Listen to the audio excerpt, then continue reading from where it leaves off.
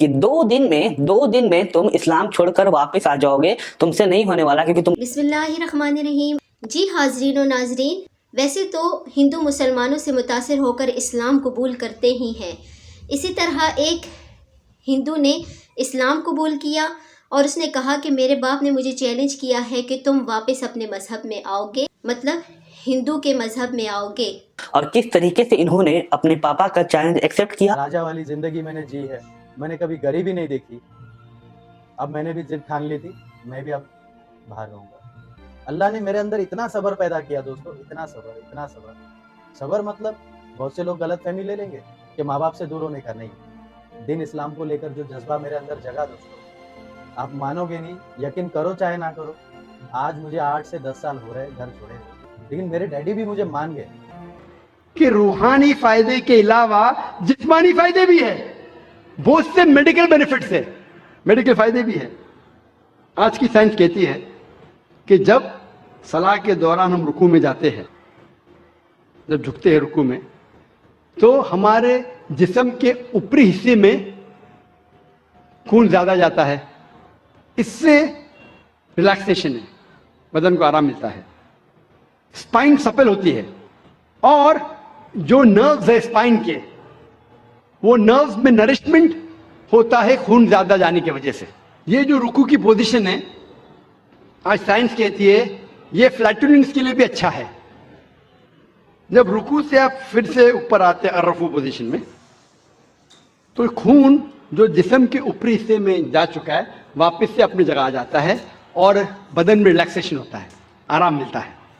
सलाम में जब आप सजदा पोजीशन में जाते हैं, सजदा अपना फॉरहेड, माथा जमीन पे टेकना, सजदा जैसे मैंने कहा था सलाह का एक अहम रुकन है। सजदे में आज साइंस कहती है कि इस एटमॉस्फेयर में कई इलेक्ट्रोस्टैटिक चार्जेस हैं जो हमारे सेंट्रल नर्वस सिस्टम पे हावी हो जाता है, जिसकी वजह से हमें स्पैज़म होता है, हमें बैकएक होती है, कमर में दर्द, मसल में दर्द, और इसको ग्राउंड करना बहुत जरूरी है। जिस तरीके से 3 पिन प्लग होता है और 3rd पिन होता है अर्थिंग के लिए, उसी तरीके से सजदा पोजीशन में there is dominance on the frontal lobe. ज़हन का हिस्सा जो सोचने में इस्तेमाल होता है वो frontal lobe, there is dominance of frontal lobe and this precipitation. ये बहुत फायदे बने जितने इलेक्ट्रोस्टैटिक चार्जेस को डिस्चार्ज करने के लिए। सजदे की पोजीशन में, सजदे की हालत में भेजे में और खून जाता है, जो भेजे के हेल्थ के लिए बहुत बेहतरीन है। It's healthy for the brain, भेजे के सेहत के लिए अच्छी है। जब सजदे की पोजीशन में फेस में, चेहरे के चमड़ी में खून का फ्लो ज्यादा बढ़ जाता है, जिससे चमड़ी की बीमारी, मिसाल के तौर पे फाइब्रोसाइटिस, मिसाल के तौर पे चिल बेंड्स होने के इम्कान कम हैं, और एक खुसूसन ठंडी के वक्त ये चेहरे के लिए बहुत अच्छा है। सजदे के पोजीशन में there is less chances of having sinusitis. Sinusitis बीमारी के बारे में आपने सुना होगा, हेडेक होता है। साइनसाइटिस सजदे के पोजीशन में जो मैक्सिलरी साइनस है, मैं माफी चाहता हूँ, ये मेडिकल टर्मिनोलॉजी का तर्जुमा करूंगा तो पूरी रात निकल जाएंगी, तो माजरत चाहता हूँ, और करूंगा तो भी आपको समझेगा नहीं। ये मैक्सिलरी साइनस जो है उसका ऑस्टियम, ऑस्टियम जो ओपनिंग होती है, उर्दू में कह सकता हूँ कि छेद, वो मीडियल साइड और एंटीरियर साइड में, it is like inverting a pot. तो सजदे की हालत में there is drainage of the maxillary sinus. सलाह के डिफरेंट पोजीशन में, कयाम, रुकू, सजदा, इसके अंदर frontal sinusitis, ethmoidal sinusitis, sphenoidal sinusitis होने के चांसेस कम है। सजदे की हालत में there is drainage of the bronchial tree, जो फेफड़े में जो सेक्रीशन है, वो सेक्रीशन के ड्रेनेज होता है, there is less chances of having bronchitis. फेफड़े की बीमारी होने के कम इम्कानात है। आम तौर पे जब हम सांस लेते हैं, आज की मेडिकल साइंस ये कहती है कि सांस जब आप लेते हैं, अंदर बाहर करते हैं, तो सिर्फ 2/3 हिस्सा, 2/3 portion of the lung air is exhaled out. सिर्फ 2/3 हिस्सा हवा का, फेफड़े का बाहर जाता है और नई हवा आती है। 1/3 हिस्सा पुराना ही रहता है, उसे साइंस में हम कहते हैं रेसिडुअल एयर, यानी फेफड़े की 1/3 हिस्सा जो है हवा का वैसा ही रहता है, सिर्फ 2/3 हिस्सा बाहर जाता है और नहीं आता है। सजदे के हालत में जब आप सांस लेते हैं, द एब्डोमिनल विसरा, जो पेट के आला है, वो लगते हैं डायफ्राम की तरफ, डायफ्राम को ढका देते हैं, डायफ्राम धक्का देता है lower lobes of the lungs, इससे जो रेसिडुअल एयर है 1/3 हिस्सा वो बाहर निकल जाता है। तो हमारे फेफड़े में सारी की सारी जो हवा आ रही है वो नहीं आती है, इससे फेफड़े की बीमारी के कम इम्कानात है, because of fresh air coming in. इस पोजीशन में there is increase venous return of the abdominal viscera, जो पेट के जितने आला है उसमें एब्डोमिनल वेनस रिटर्न इंक्रीज होता है। आज की साइंस ये कहती है कि सजदे के पोजीशन में it is very good for those people suffering from femoral hernia and oesophageal hernia, जिसको एसोफेजियल हर्निया है, हर्निया का लफ्ज़ सुना है आपने, एसोफेजियल हर्निया या फीमोरल हर्निया, ये सलाह की पोजीशन उस मरीज के लिए बेहतर है।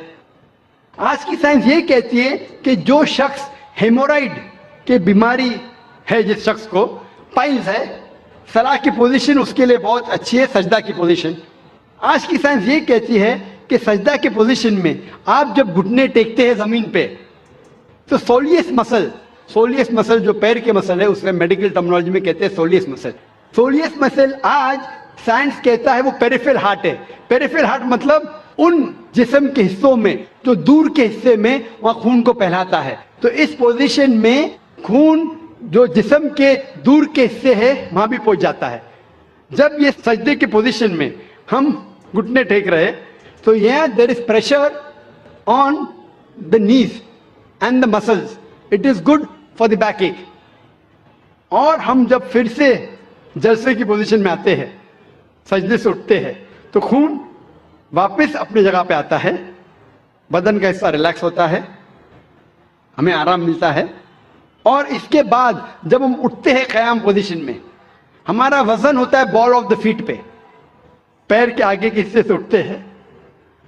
जो मसल्स आपके हैं, थाई के, नी के, पैरों के मसल्स है, उसकी वर्जिश होती है और ये मसल्स के लिए अच्छे हैं।